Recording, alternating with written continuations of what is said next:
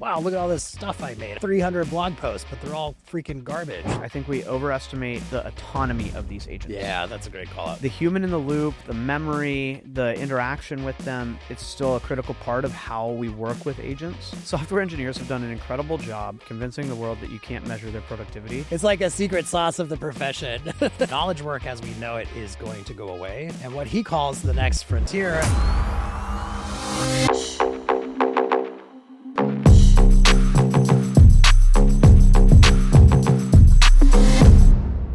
I want to talk a little bit about like how and when to use AI. We're seeing AI tools, agents, ChatGPT, all this stuff just showing up literally everywhere. How do you know if AI is actually adding, efficiencies into your, workforce, or if it's actually working or not? In your day-to-day work, you use ChatGPT to summarize things, to come up with things, whether it's image generation, you have apps like Granola or Fathom kind of taking notes for you. Like it's transformed the way we work, right? It's here to stay. But I think where the gap lies for AI right now is it's pretty fragmented. So I mean, off the top of my head, I can think of. So I use ChatGPT, Claude. I use Visual Electric for image generation, Granola. I use Windsurf for coding. What is Visual Electric? Yeah, I haven't heard of that before. What is it? So it's an image generation. So it's like Midjourney, but like it has a canvas like Figma. So you can actually generate. Cool. Yeah, you can generate images on a canvas, and then you can remix it. So you can like that. You could edit it, so you can kind of iterate on imagery. So I've heard of that one.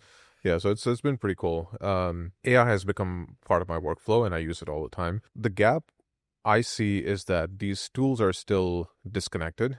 Like I can't build a shared understanding of all the work that I do. And I think LLMs are really well positioned to make sense of all of, basically for me, for my workflow. Let's say we have a meeting and Granola summarizes the meeting for me. Now I want to do something with it. Like I want to take that meeting summary and then add it to the next meeting. So next time we have a project discussion, we can hit on the points that we discussed from before. And to take it a step further, like that same context should be built into Figma, it should be built into code and all of, so it has to have kind of build like a bigger picture of what AI can do. And I think it's not there yet. I mean, I think all the pieces are in place, but we're not at a place where we're fully utilizing the power of AI. So how do you know when it's actually making you more productive, though? It already is. It's already making me super productive, I think. But I feel like the tools are disconnected. Once the tools kind of start talking to each other, and it is kind of piecing my workflow together. Like I don't have to open different apps to figure out where I am. Sure. It's so whether I'm in, like I have to open up Figma, I have to open up Windsurf, I have to open up Google Docs, or I have to open up Granola to view all the information that I'm working with, or Notion. Yeah. But I don't have to. I love Notion. Yeah, we know how much you love Notion. But the whole point is like I don't need to open up multiple apps to figure out where I am. Like the app, like it should be the software or the computer should be working for me, not me hunting down the pieces of information. I think there's something interesting here though, Shahed, because like I actually don't think if that's the litmus for being productive, I don't think that's true productivity. Because I think the amount of content you can generate and the amount of artifacts that you can generate are not the indicator of productivity and like efficiency gains with AI. So you're pointing out something that's really interesting. I think the danger of AI from like a siren song perspective is that it gives you this false idea that if I'm producing a lot of things, that it's actually meaningful. And in fact, the more stuff you produce, the more you have to edit down and filter through. So the efficiency gain, in my mind, I think you're pointing at it though, which is how much of the workflow itself can I actually automate away and retain the benefit from? And if I can do that, all that content stuff slims down quite a bit. And I think there's a misconstrual by people at certain levels of like using LLMs that they're like, wow, look at all this stuff I made. I made 300 blog posts, but they're all freaking garbage. Right. Like, so I don't know. That's kind of I love me my AI slop. Yeah. I think there's like the tools side. Pro tip. I use Cursor for like everything. So I chat in Cursor. I use it to write blogs. I use it to edit things. And then the cool thing is it's like one subscription. Hmm. And Using Claude Code and I the can same talk way. to Yeah. I can talk to Claude or Grok or ChatGPT or local LLMs all in like one. So if you want to reduce your subscription bill, it's a nice place to go, and you get this like pretty good interface. What it's missing, and I think one of the things that makes LLM super productive and makes it hard for me to switch, is memory. And like, so it starts to, as you work with these LLMs, they start to remember your writing style, your preferences, where you live, what your job is, so then it can like personalize its responses for you. But I do think, like, when I think about productivity, I want to move like into the agent space more than into just like using chat. I do think having that heuristic around like using chat to add productivity is important, because if you're, say you want to automate, you want your marketing team to be using AI to be more efficient, and then you're going to decide if you're going to like move up into, using an N8N, and then move up into building a custom agent to help them, post content or something, like generate content. Like, how do you know if an agent is adding efficiency? You were talking a little bit about like a customer service bot that, was comparing documents and took 20 minutes. What do you look at when you start adding AI in there? So that's so we used to work on this project. It was for an insurance claim submission portal, and the app that we were working on, one of the complaints was that it takes about 15 to 20 minutes to submit one claim. Yep. And when they did this process manually before I think it was early early digitization, it used to take them about 7 minutes. So with modern software, like modern at that time, it took them longer. Okay. Right? So we came in, we optimized the process, and this was just traditional software and traditional development. We brought that number back down to 5 minutes, right? That could be done with software. But now when I look at the same problem through a lens of agents and through a lens of AI, a lot of that process was a human going to different inboxes, getting information, opening up PDFs, opening up documents, looking at information that they need to parse, inputting that information into it was basically like a wizard form. It was about 7 or 8 steps. They would have to put all that information in every step and kind of go along the way, right? And we're saying that takes about an average of 5 to 7 minutes. Now, with an agent that can parse all of that, I would say the productivity will go, exponentially, because the agent can basically do all that by themselves, right? So that, I think, is like the real gain. You look at what the baseline is for a human to complete that task, and then can you improve on that significantly? I think that's interesting. It's interesting that there's a time-based component on that metric that is it makes sense to most people, right? Like, it's immediately what you go for. Like, I will save this much amount of time or this many dollars. I like to think of it in the context of, the SRE book by Google. Like, they talk about, as an SRE team, that a lot of your responsibility is toil. And there's even, like, when you're working on these platform teams, we actually talk about the ratio of toil that we're willing to put up with to be able to, like, deliver value for people. I think in terms of toil. And so I think when an agent is... Define toil.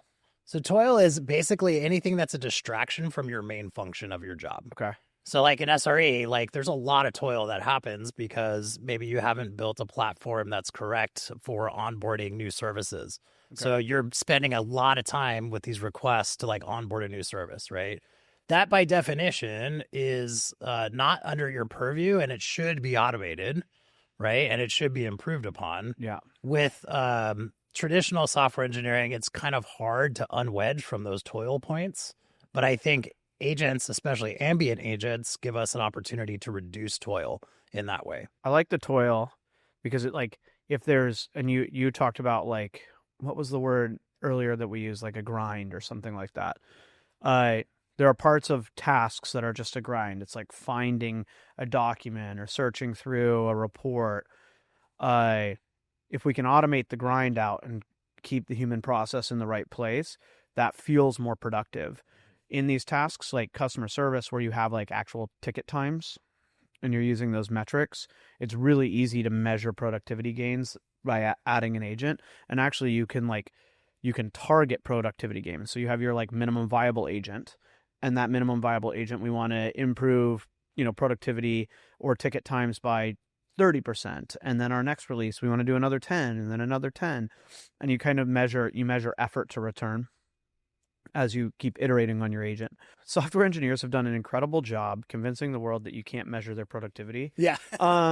It's like a secret sauce of the profession. I don't know. They like tricked the world into like, we can't estimate stories, and like velocity is like a made up thing, and the t-shirt sizes, but that is all bullshit. But I do think it is hard to measure productivity, to know whether or not you're being productive, especially over a long period of time, in these less like time-based or where you have a clear metric-based task. So like if I'm using a coding agent, there's a article circulating around right now by a Meter, I think is what it is. We can have our editors remind us to link it in the show notes. Cool. But they actually talk about how they measured in a control-based study software engineers producing code with AI and software engineers producing code without AI. And they didn't see productivity gains. And actually they saw the people using AI were slower than the people not using AI, but the people using AI thought they were faster. Interesting. And they make a whole bunch of claims, but it's a fairly rigorous study, and it does a pretty good job. And so really figuring out what that productivity gain is important. So like for you, being able to write software in general is a productivity gain. But for a senior dev who might have been able to, build the component themselves, but now has to argue with AI that not that button, not that blue, not that thing, and get into these bug loops with cursor or something like that, they might actually lose productivity. And so it's like kind of finding that, I think is really, really important. And when you build an agent, having clear metric of success in it delivering, especially benchmarked against the human element, is super important. Use a computer to do stuff that it's good at. So if we go back to that, submissions claim, opening up a bunch of different windows and searching for information, a computer can do that so much faster than a human ever could, right? I mean, that's its forte. Like let the computer do those tasks and measure that baseline productivity compared to what a human would take. Yeah, and then benchmarking agents against those human things. And then I think leaving the human in the loop is super important too, right? Like, how do you... Don't waste your time on that last 20% of effort that a human could do faster or better than an agent because you're trying to force it to do something it can't. And the truth is, these foundational models, unless we hit some plateau that I don't think anyone really sees coming, they'll continue to improve. So, you might spend a ton of effort getting, you might spend nominal effort automating 80% of your work, and you spend a ton automating the next 20%. But if you wait for the foundational models to improve, maybe that 20% gets easier and easier and easier. And leaving the human in the loop for a time allows for you to get, massive gain without, extra expended effort. Speed without strategy is chaos. At Focused, we integrate AI in ways that actually help your team move faster with confidence. Learn more at focused.io. So when we talk about building agents or buying agents or using N8N or LangGraph, I think the first thing we want to talk about is like, how do you identify a process that is actually good for an LLM? Because they're bad at stuff, right? Like they can't do everything. So how do you identify a process that is right for an LLM to automate? I think you have to, the challenge is actually understanding the process. So I think LLMs can automate a lot of processes, but I think the barrier to automation is less about the capability of the LLM, more so our capability to accurately define the process. It's like that classic example of you're in third grade and the teacher tells you to make a peanut butter and jelly sandwich, right? Like you say, well, I just put the bread together. I do this. Like, well, where's the peanut butter coming from? Where's the knife? What side do you put it on? Do you put a napkin down? Like, we don't really do a great job of accounting for our processes. And I would actually say that a lot of organizations, through tribal knowledge and through kind of cultural knowledge, have an idea of what these processes are, but they haven't actually fully defined them correctly. So a full discrete understanding of the process is the one that I think you can automate. I'm going to disagree a little bit, and I want to hear what you have to say, but I think that LLMs actually, like that make a peanut butter and jelly sandwich is like a exercise to help PMs write better stories that people do, right? You have to like really carve out all these stories. LLMs reason so well that like actually now maybe you can say make a peanut butter and jelly sandwich and it understands all the rest of that. Like we don't need these like open the kitchen drawer, pull out the knife, unscrew the jar. Like it kind of figures all that stuff out, and I can be a little bit more abstract.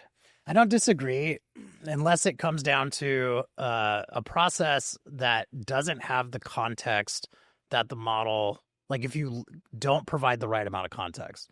So if the model hasn't been trained on your context, or you don't provide it, then it will come up with a lot of malarkey, right? So the equivalent of that is like, yes, a well-known, tried and true process that the model has probably been trained on fundamentally, making a peanut butter and jelly sandwich. Yeah, it can figure it out and it can reason about it. But if we're talking about some discrete process that a claims company has and like some kind of weird subroutine that they're doing implicitly without that context, it can't just figure it out for you. It'll be very helpful and it'll be very, very sure of itself and it'll be very complimentary, but it might not actually be able to reason without that context window. Which is where I think this whole concept of building for the agent experience comes in. We're talking about developers as a user. We're talking about end users as a user. And now we're talking about agents that can reason with that context and with that process. A lot of the process that exists today is either tied up in existing systems and in software, or is it tied up in people's minds as knowledge. So how do you make all of that explicit and put it and feed the agent or the LLM all this context so that it's able to reason and understand, okay, this is what the process looks like, and how do I improve my outputs? And it all comes down to mapping out that existing process. I would say a human process. Essentially, it is a human process that has, and this is where tools like Service Blueprint comes in handy, because you're mapping out the user process, you're mapping out all the front stage interactions, you're mapping all the backstage interactions, you're mapping everything out. And I think like a tool like Service Blueprint lends itself so well to agent experience, because it kind of maps everything out, and then it allows you to deliver a solution that an agent can actually implement.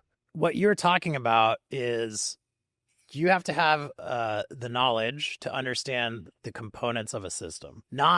You don't have to actually understand or hold on to the specific tasks themselves. You need to like scope out and talk about the system and talk about the entirety of a process, right?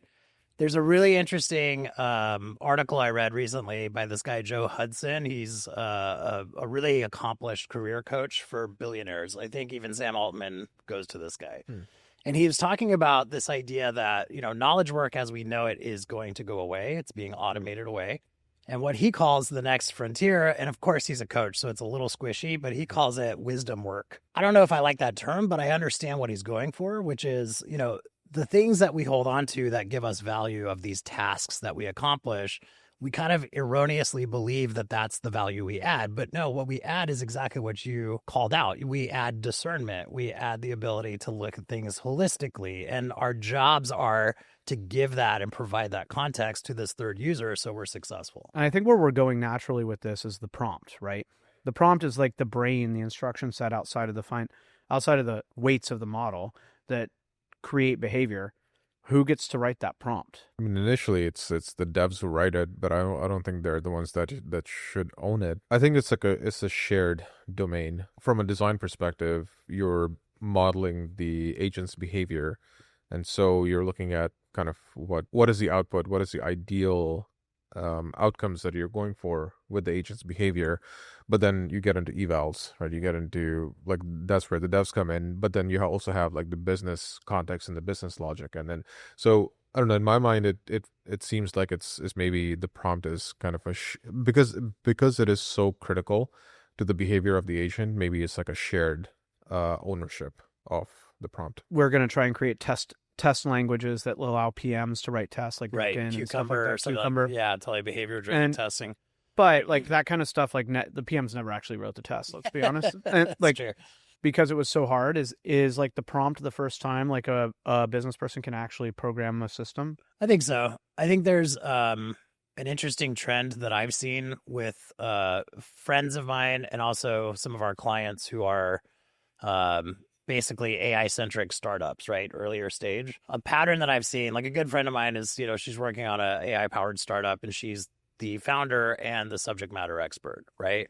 And so her process by working with this is eval, but also prompting. And Right. she's the owner of the prompt because she's the product owner and the company vision owner and all these things. We've seen that with some of our clients too, right? Yeah, I mean, like one client is non-technical and he really wants to be able to write prompts. We give him ways to do that, but it's actually really difficult because like as he iterates on the prompt, our evals need to chase that iteration in some way. So there's got to be some process in which like he is the subject matter expert over the domain of this agent and app and all that kind of stuff. And he has a vision and he's interacting with it. He's like, it's not doing the right thing. Let me go update the prompt to make it not do that. But then like something else might break, or we need evals to assert the fact that he just changed the prompt to do, something new that he expects out of the system. Like the response is too or not human enough, or it's using bulleted lists. I mean, it's simple stuff sometimes, or sometimes it's it's way too wordy. It's not exploring enough, that kind of stuff. I think what a flow that might happen is like devs might get you to a place where it's baseline good enough to be altered or augmented, and then subject matter experts definitely run with it quite a bit.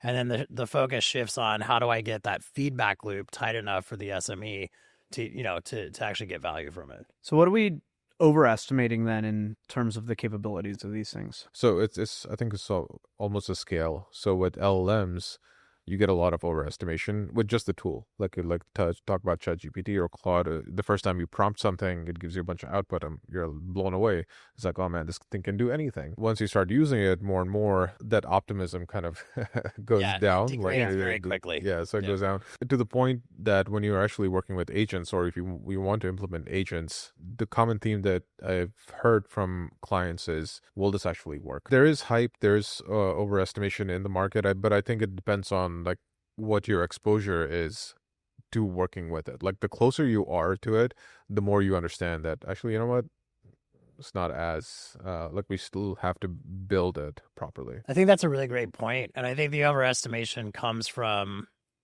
ignorance a lot of times, like you're saying. What we overestimate is the effort involved. And we've talked about this too, but it's very easy to look at the way that an LLM works and assume that I can just drop it in place, give it a prompt, and get immediate value. We don't see a lot of discussion except for circles of folks who are building this about how many evals does it take? How do I get it set up in my CI/CD pipeline? How do I get the feedback loop? And that is like true software engineering still. Like you're still doing the work, right? So the overestimation is like the ignorance that because this thing is so powerful, if I just feed it input, it will do things, and I give it a couple tools and it'll be great. Like you're just opening a huge can of worms there. It generally takes like 12 weeks for us to put a kind of minimum viable agent in a prod, I'd say. Yeah. And about half of that time is spent focused on the prompt and focused on the eval. Yeah. Like to build a mobile app, say that mobile app takes 12 weeks as well. That whole time is spent on software. People often think that like because we're iterating on prompt, it's just like, you're just moving sentences around. Like there's a ton that changes by changing that prompt.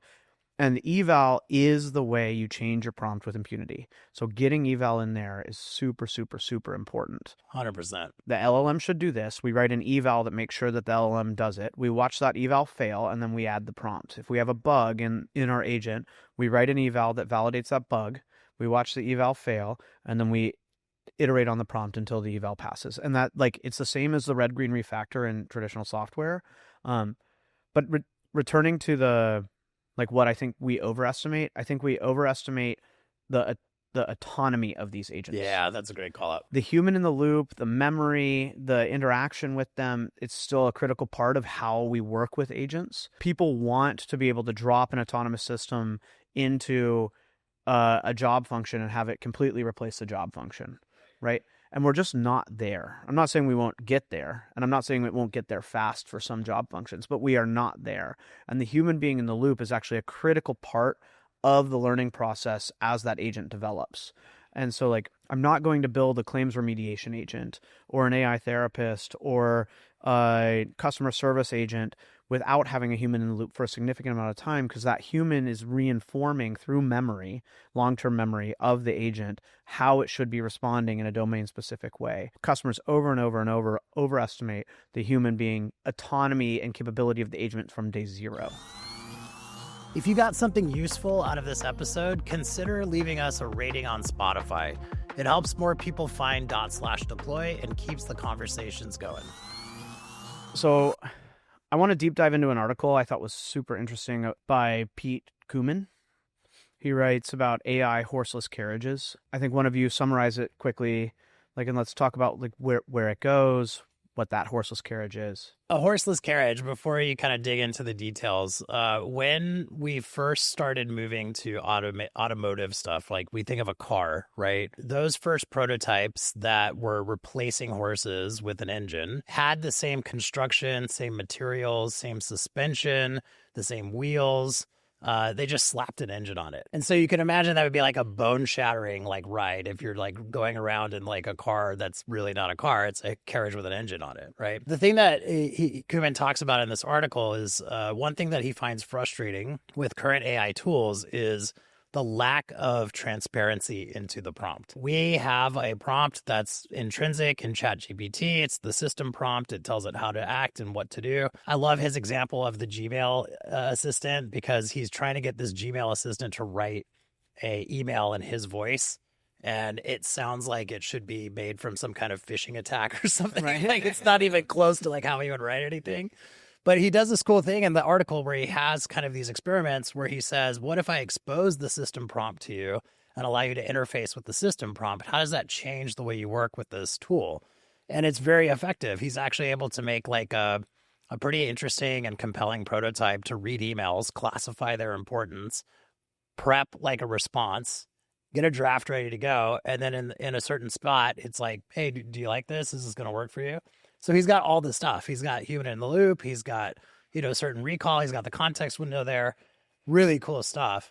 The thing that I think the point that he's trying to make in this article is not exposing the system prompt to someone is a horseless carriage.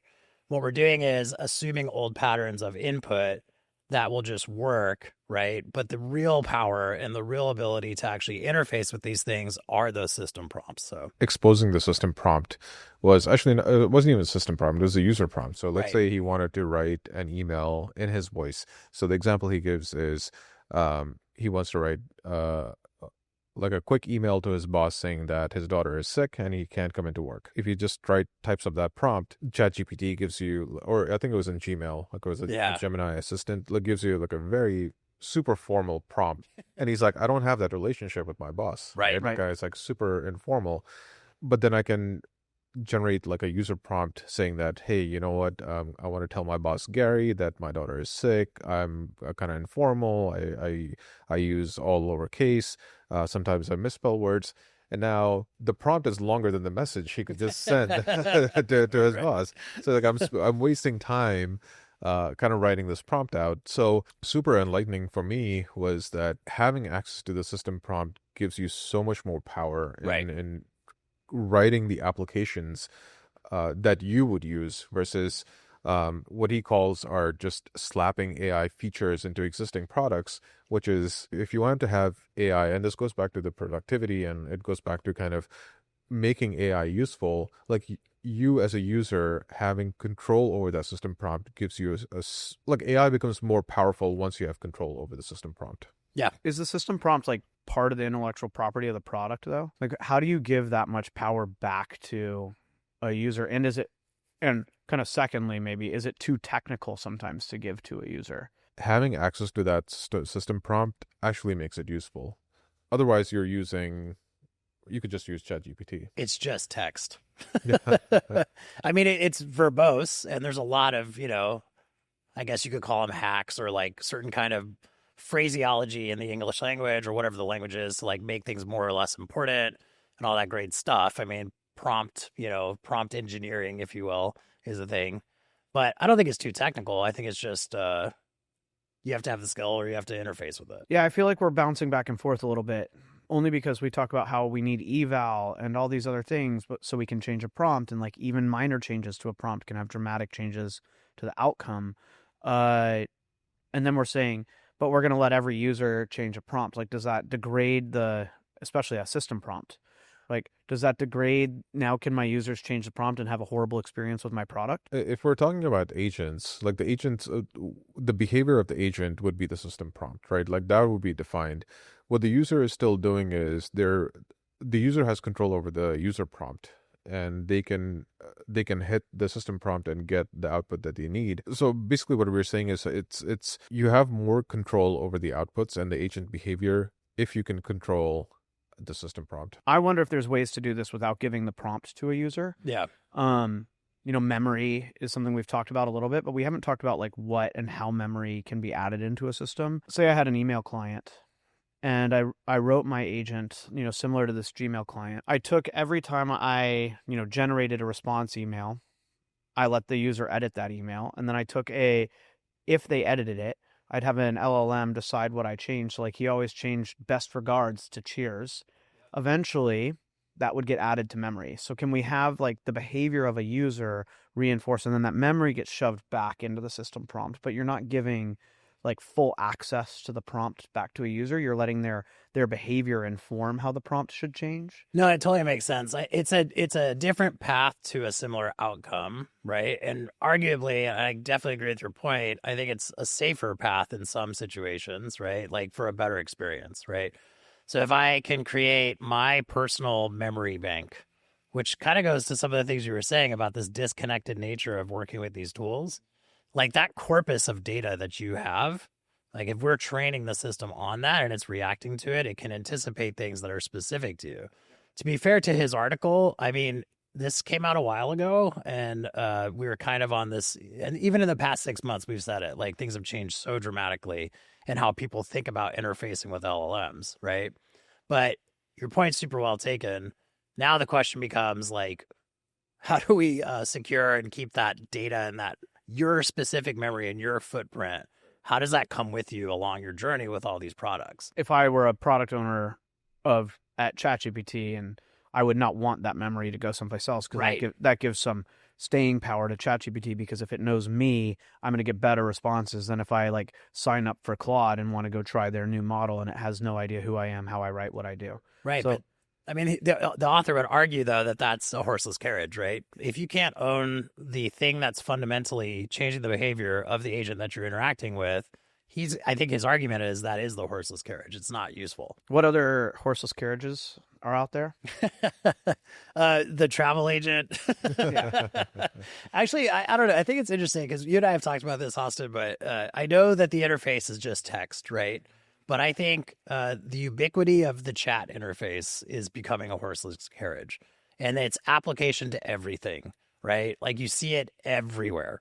And it feels like sometimes, even when I'm messing around with Claude Code, sometimes I have to rethink how I'm talking with it because I have the same effect. I'm like, I just spent a paragraph trying to tell this thing, like, rename a variable. Like, I should just go rename it myself, Right, and like have it do something meaningful, right? So, yeah. For a while, and I think still people keep hating on it because it's such a basic interface, and like everyone just slaps like a text box. But there's also something beautiful about how flexible it is. Sure. Right? There's no other user input that is so I guess flexible and freeform that you can kind of tell your intention and get some output back. Now think about a very complex prompt where you're asking an LLM to do a bunch of different things. What would that look like in a traditional UI, right? You would have, a bunch of buttons, form fields, a whole bunch of like you could just talk instead. I still don't think it's the most ideal or the most optimal user interface element, but I think for how it exists now and some of the outputs that you get, it's pretty damn good. It reminds me of like, I worked for a social media startup back in like 2014 called Ello. and we were trying to do things with certain designs and commenting on the actual, like, whatever the post you're dealing with. It wasn't a game-changing app, but it was a lot of fun to work on from just understanding that domain and like the challenges between scale and UX and all this stuff. And our input, I think about like interacting with a social media site, and if I could time warp, you know what I mean? Like the success of that business, it didn't succeed. But if I could time warp to a place where we could leverage a real chat interface like that, that actually could do some really interesting parsing and, you know, content moderation and things like that. Totally. So it's totally useful, but it just shouldn't be slapped everywhere. Right. The chat interface gives you a blank canvas, but also like it's hard to create. Right. And you're staring at a blank canvas. You're like, where do I start? Agents sometimes, when we build them, they sometimes have a much more well-defined interface and a couple core interactions so that users can move through that quickly. Nice. I like that article. Next episode, we're digging into the tough question: what does it mean to write code for AI, not just humans? We'll get into LLM first architectures, emerging patterns, and whether today's code bases are ready for tomorrow's readers, machines or human. See you then. Remember to respect the craft. Evolution doesn't require chaos, and teams will always beat heroes.